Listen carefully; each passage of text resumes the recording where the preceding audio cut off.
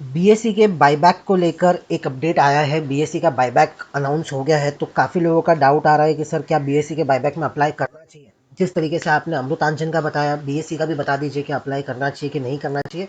इस वीडियो में हम जानेंगे बीएसई के बायबैक में आपको अप्लाई करना चाहिए, नहीं करना चाहिए तो किस कैटेगरी में करना चाहिए, और करोगे तो कितना प्रॉफिट होने का चांस है। सभी चीज़ के बारे में हम डिस्कस करेंगे इस वीडियो के अंदर। इन्फॉर्मेटिव लगे लाइक जरूर कीजिएगा, चैनल को सब्सक्राइब जरूर कर लीजिएगा। क्यों? क्योंकि अभी तक रिकॉर्ड डेट का अपडेट आया नहीं है। एक बार रिकॉर्ड डेट का अपडेट आ जाए उसके ऊपर भी एक मैं वीडियो लाके बनाऊंगा। एंड और अगर कोई बायबैक को लेकर मेरे को अपडेट मिलता है बीएससी का, तो एक अपडेटेड वीडियो भी आपको मिल जाएगा। तो सब्सक्राइब जरूर करके रखिएगा। डिस्क्लेमर जरूर पढ़ लीजिएगा, मैं सेबी रजिस्टर्ड एडवाइजर नहीं हूँ, तो जो भी चीज़ मैं कहूँगा उसको खाली एजुकेशन पर्पज़ के लिए लेना है। खुद की कैलकुलेशंस कीजिएगा, खुद अपने एडवाइजर से या तो कंसल्ट कीजिएगा, एंड फिर कहीं ना कहीं फाइनल डिसीजन क्रिएट कीजिए। बात कर लेते हैं बीएसई के बायबैक की। तो बीएसई के बायबैक की अगर हम बात करें, बायबैक के साइज की बात करें तो 374.80 करोड़ का बायबैक है। बड़ा बायबैक है। अमाउंट के साइज में अगर हम बात करें, नंबर ऑफ शेयर्स की बात करें, टोटल शेयर्स करीब 13 करोड़ शेयर्स है बीएसई के टोटल शेयर्स। तो ओवरऑल अगर मैं बायबैक की साइज की बात करूं तो बायबैक प्राइस 816 रुपया रखा गया है। 816 को आप डिवाइड कर लीजिए 374.80 से, तो आपका निकल के आएगा 45 लाख शेयर्स करीब बीएसई जो है वो बायबैक करने वाली है। तो 45 लाख शेयर्स बायबैक करेगी, जो कि 3.39% ऑफ टोटल इक्विटी निकल के आता है। जितना भी इक्विटी बीएसई का है उसका 3.39% के आसपास बीएसई बायबैक कर रही है, जो कि ठीक है, ज़्यादा बड़ा नहीं है। बाईबैक के केस में अगर हम बात करें, ज़्यादा बड़ा नहीं है। अमृतांजन का 1% के आसपास का था, इसका 3.5% के आसपास है। नंबर ऑफ शेयर होल्डर्स की बात करें, छोटे शेयर होल्डर्स कितने हैं तो 4 लाख के आसपास है। और उनके पास टोटल मिला के शेयर्स कितने हैं तो उनके पास टोटल मिला के 6 करोड़ शेयर्स है। तो 4 लाख छोटे छोटे शेयर होल्डर्स हैं जिनके पास 2 लाख रुपए से कम के शेयर्स है। एंड ऐसे अगर टोटल शेयर्स उनके ऐड कर लिए जाए तो 6 करोड़ शेयर निकल के आते हैं। अब 15% रिजर्व करना होता है कंपनी को बायबैक छोटे शेयर होल्डर्स के लिए। अमाउंट को अगर आप डिवाइड करोगे 374.80 को अगर आप डिवाइड करोगे तो 15% उसका निकल के आता है करीब करीब 56 करोड़ के आसपास, यानी 56 करोड़ के आसपास का अमाउंट रिजर्व रहेगा छोटे शेयर होल्डर्स के लिए। एंड उसको अगर आप डिवाइड करोगे 816 से, तो शेयर्स निकल के आएंगे सिर्फ 6,88,000।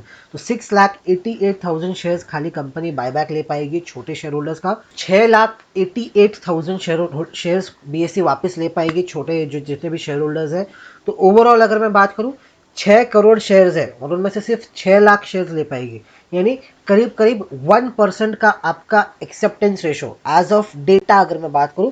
और ये अप्रैल का डेटा है, अभी लेटेस्ट डेटा अपलोड नहीं हुआ है। तो रिकॉर्ड डेट जब बनेगी, जब लेटेस्ट डेटा अपलोड होगा कि कितने छोटे शेयर होल्डर्स है, अगर ये संख्या बढ़ जाती है, शेयर्स बढ़ जाते हैं, छोटे शेयर होल्डर्स का अमाउंट बढ़ जाता है, तो ये आपका जो 1% का एक्सेप्टेंस रेशो अभी के लिए निकल के आ रहा है एज पर डेटा, वो और गिर जाएगा। और अगर ये कम हो जाता है तो ये बढ़ जाएगा। अब थोड़ा सा कैलकुलेशन करके देख लेते हैं।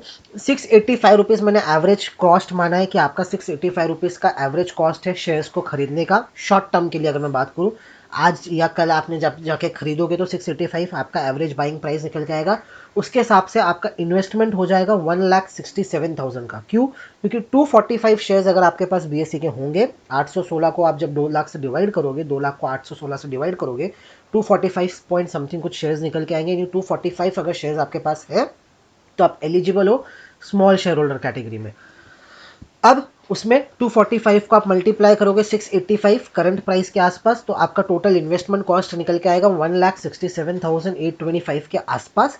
अब 245 का 1% अगर मैं निकालूं, क्योंकि अगर समझ के चलिए कि 6 करोड़ के 6 करोड़ शेयर्स टेंडर हो जाते हैं बायबैक के अंदर, तो कंपनी तो सिर्फ 1% ले पाएगी।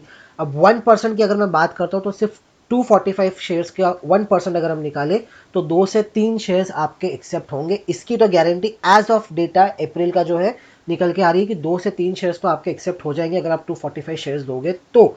अब 2 से 3 शेयर्स जब आपके एक्सेप्ट होंगे तो आपको बेनिफिट कितना होगा, 685 माइनस 816 माइनस 685 कर लीजिए एंड इंटू 2 कर लीजिए, तो 260 रुपये के आसपास का आपको बेनिफिट होगा पूरे बाईबैक के अंदर। जो शेयर्स आपके जाएंगे 260 रुपये का बेनिफिट होगा। एंड आपका जो एवरेज कॉस्ट बाकी शेयर्स का हो जाएगा वो हो जाएगा 683 रुपीज़।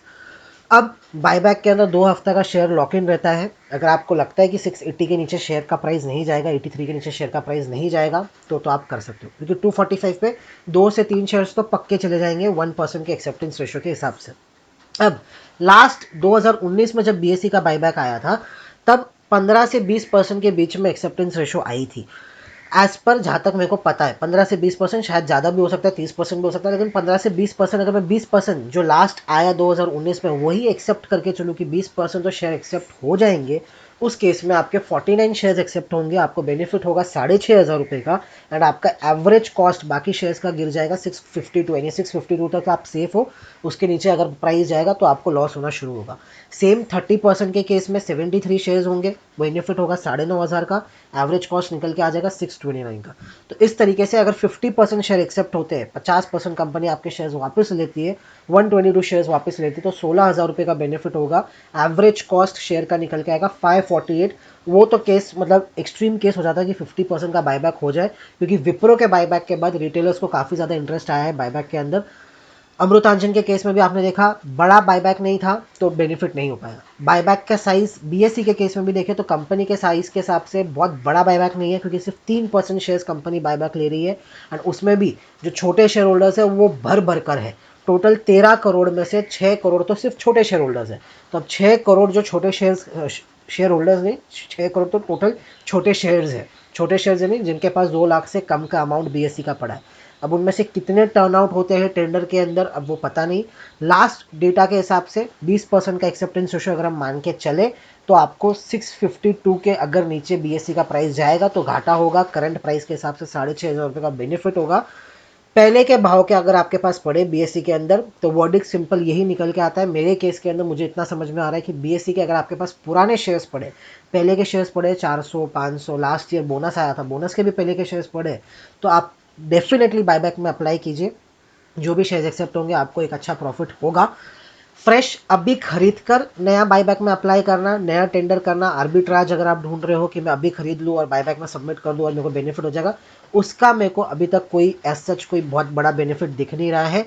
हाँ, शेयर की प्राइस गिरेगी तो आपको बेनिफिट हो सकता है। अब कितना गिरेगी शेयर की प्राइस, तो वो अगर हम बात करें तो वो निकल के आता है करीब करीब, अगर हम बात करें तो शेयर की प्राइस करंटली 688 चल रही है। अब अगर आपका शेयर की वैल्यू गिरकर थोड़ा अच्छा खासा फॉल गई लास्ट कुछ दिनों के अंदर, बायबैक के न्यूज़ के चक्कर में ऑलरेडी पहले ही शेयर भाग चुका है। आप देखोगे शेयर में ऑलरेडी एक रनअप आया है 600 से लेके 680 का।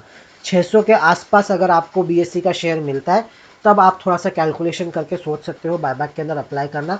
करंट के ऊपर आर्बिट्राज फैसिलिटी की मैं अभी खरीद के बायबैक में टेंडर कर दूँ बेनिफिट हो जाए, उसके चांसेस कम है। पुराने शेयर होल्डर हो तो ठीक है, आपको बेनिफिट है, आपके लिए कंपनी ने बायबैक लाया है। नया इन्वेस्ट करके बायबैक के अंदर बेनिफिट करने का चांसेस एज ऑफ नाउ नहीं दिख रहा है। कुछ अपडेट आएगा तो मैं आपके साथ शेयर कर दूंगा।